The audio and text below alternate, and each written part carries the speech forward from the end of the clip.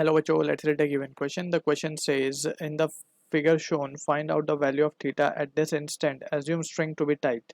Option A, tan inverse of 3 by 4. Option B, tan inverse of 4 by 3. Option C, tan inverse of 3 by 8. Option D, none of this. So to understand this question, यहाँ पे we need to understand about the concept of string constraint. So along with the concept, we will solve the given question.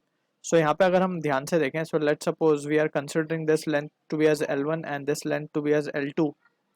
So क्योंकि string inextensible we are assuming, so we can write L1 plus L2 will be equals to some constant, जो भी total length होगी उसको हम capital L मान रहे हैं. So अगर हम इस expression को differentiate कर दें with respect to time, so जो expression मिलेगा वो मिलेगा dl1 by dt plus dl2 by dt.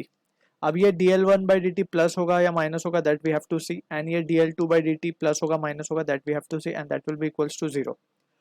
And also we can see ये dl1 ये एक्चुअली क्या है, ये वेलोसिटी है ऑफ स्ट्रिंग 1, ठीक है ना, of length 1, and this will be the velocity of length 2. अब यहाँ पे वी कैन सी, क्योंकि पुली भी मूव कर रही है ऊपर 1 मीटर पर सेकेंड से, सो हमें ध्यान रखना होगा कि ये जो velocity along the string L1 है वो किन किन फैक्टर्स पे डिपेंड करेगी और क्या क्या चीज़ें होंगी उसके अंदर. तो सबसे पहले अगर हम ध्यान से देखें, सो लेट्स सपोज ये मान लेते हैं ये हमारी पुली है, ये हमारा पॉइंट ए है, ये हमारा पॉइंट बी है, ठीक है, ये ए है, this is B and this is pulley मान लेते हैं पी. ठीक है, कुछ इस तरीके की सिचुएशंस है. अब अगर हम ध्यान से देखें यहाँ पे, सो ये स्ट्रिंग, ये वाली लेंथ की बात हम पहले कर रहे हैं L1 की. सो L1 में अगर देखें तो इसका velocity component along the length अगर हम बात करें, क्योंकि इस तरफ चल रही है विद वेलोसिटी VA जो कि हमें 3.25 गिवन है, ये एंगल थीटा गिवन है, यही हमें फाइंड करना है. सो इसका जो कंपोनेंट होगा along the string it will B 3.25 cos theta, थोड़ा नीचे लिख देते हैं, 3.25 कॉस थीटा, राइट. अब पॉइंट पी के ऊपर अगर हम आए तो ये ऊपर जा रहा है 1 मीटर पर सेकेंड से, सो इसका ये कंपोनेंट अलोंग द स्ट्रिंग हमेशा ये चीज़ हमें याद रखनी है, ये एंगल थीटा होगा बाय करस्पॉन्डिंग एंगल, सो ये angle will be 90 minus theta. So ये हो जाएगा हमारे पास, ये 1 मीटर पर सेकेंड से ऊपर जा रही है, सो ये कंपोनेंट आ जाएगा हमारे पास 1 कॉस 90 माइनस ऑफ थीटा. ठीक है, इसका कॉस कंपोनेंट लिया, अलोंग द स्ट्रिंग लेना है हमें, क्योंकि स्ट्रिंग कंस्ट्रेंट का जो कंसेप्ट है वो है अलोंग द स्ट्रिंग वेलोसिटीज जो होती हैं उन्हें हम इक्वेट करते हैं basically, right. So along the string हमें वेलोसिटीज कंपोनेंट निकालने होंगे पहले, तो हमने ये स्ट्रिंग L1 के लिए निकाल ली ये बात, ठीक है. अलोंग द स्ट्रिंग हमें दो कंपोनेंट्स मिल गए. अब बात करते हैं बी के लिए. बी भी चल रहा है टुवर्ड्स राइट √3 मीटर पर सेकेंड से. सो अगर हम इसका कंपोनेंट देखें अलोंग द स्ट्रिंग, तो ये डायरेक्शन होगी अलोंग द स्ट्रिंग, दिस ये एंगल हमें 30 गिवन है, सो ये एंगल भी 30 हो जाएगा, so this will B √3 cos 30.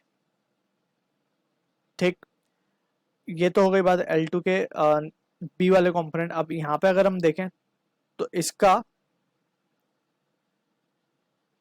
ये 30 तो ये भी 30, तो ये angle 60,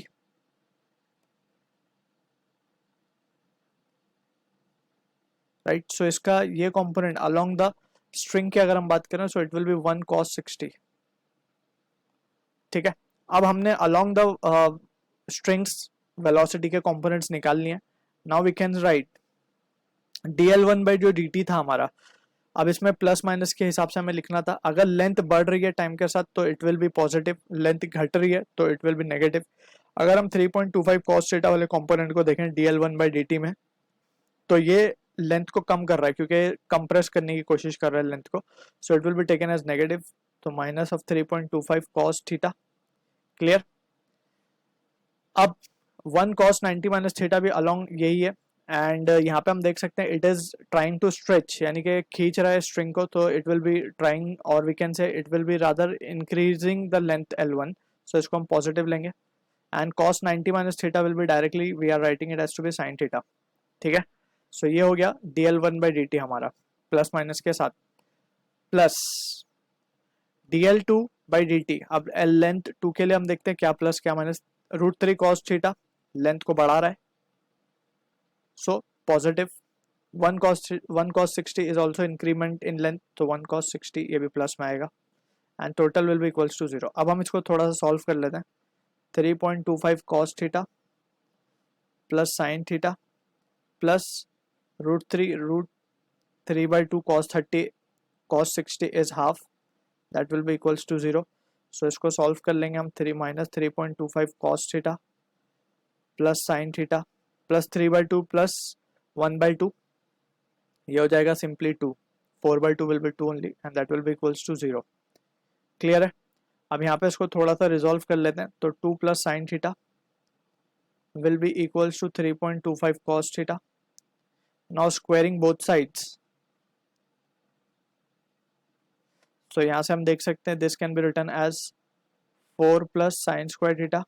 Sorry, 4 plus 4 sin theta a square plus 2ab plus b square का फॉर्मूला स्प्लिट कर रहे हैं हम इसको, तो ये हो जाएगा 4 sin theta plus sin square theta and that will be equals to 3.25 का स्क्वायर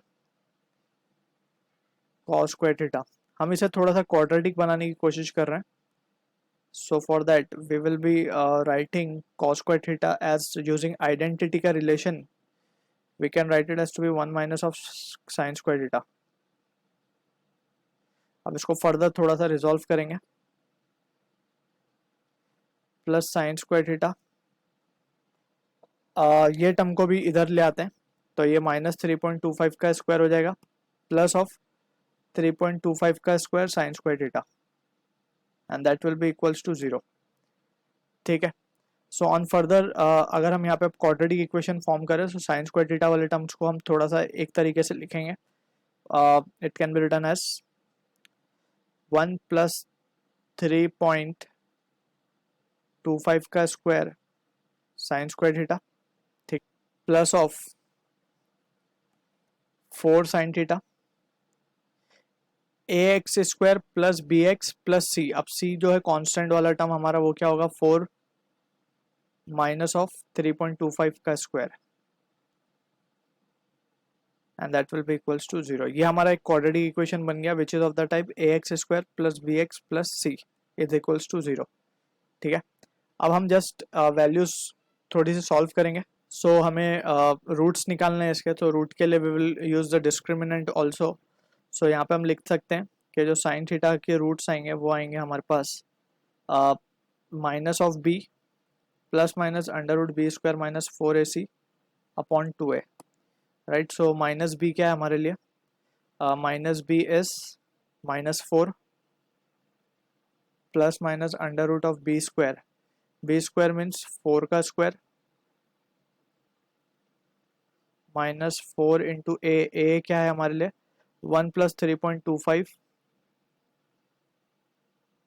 स्क्वायर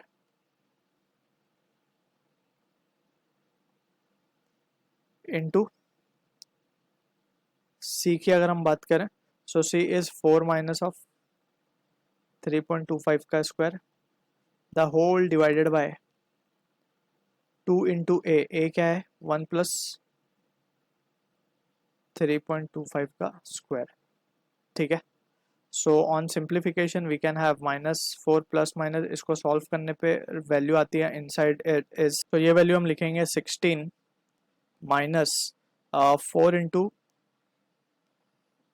3.25 का स्क्वायर करेंगे 10.56 11.56 11.56 into 4 it will B 46.24 into, अब यहाँ से 4 minus of 10.56 is minus 6.56 basically, तो ये आ जाएगा प्लस हो जाएगा वहाँ पे 6.56. राइट. सो ये रूट में वैल्यूज आ रही हैं डिवाइडेड बाय 2 इंटू 11.56. ठीक है ना. So on further simplification -4 plus minus of under root of 16 plus ये वैल्यू को सॉल्व करने पे it is coming out to be 303.13 divided by ये होगा 23.12 and on simplification further we can have 319.13 divided by 23.12. So root की ये value आएगी हमारे पास 17.87 -4 plus minus 17.87 divided by 23.12. So यहाँ पे अगर हम नेगेटिव वैल्यू को डिस्कार्ड कर देते हैं so we can say therefore sine theta की वैल्यू आएगी हमारे पास 17.87 माइनस ऑफ 4 डिवाइडेड बाय 23.12. ये वैल्यू आएगी 13.87 डिवाइडेड बाय 23.12. ठीक है, and this is sine theta. So finally sine theta की वैल्यू जो अगर हम देखें so it is coming out to be 0.6 और 0.6 को हम 3/5 भी लिख सकते हैं. ठीक है, सो यहाँ से हम देख सकते हैं कि हमें आंसर गिवन है 10 इनवर्स के टर्म में. तो यहाँ से अगर 3/5 है तो ये ट्राइंगल बना के चेक किया जा सकता है if this is theta. So 3/5 means this sine और ये हो जाएगा 4 बाय पाइथागोरस थ्योरम. सो यहाँ से अब हम tan थीटा निकाल सकते हैं simply. tan theta will be opposite upon adjacent, so theta will be tan inverse of 3/4. So this is the answer we are getting for the question. So options को अगर हम देख लें तो option matching with this will be option A. I hope you understood the solution. All the best.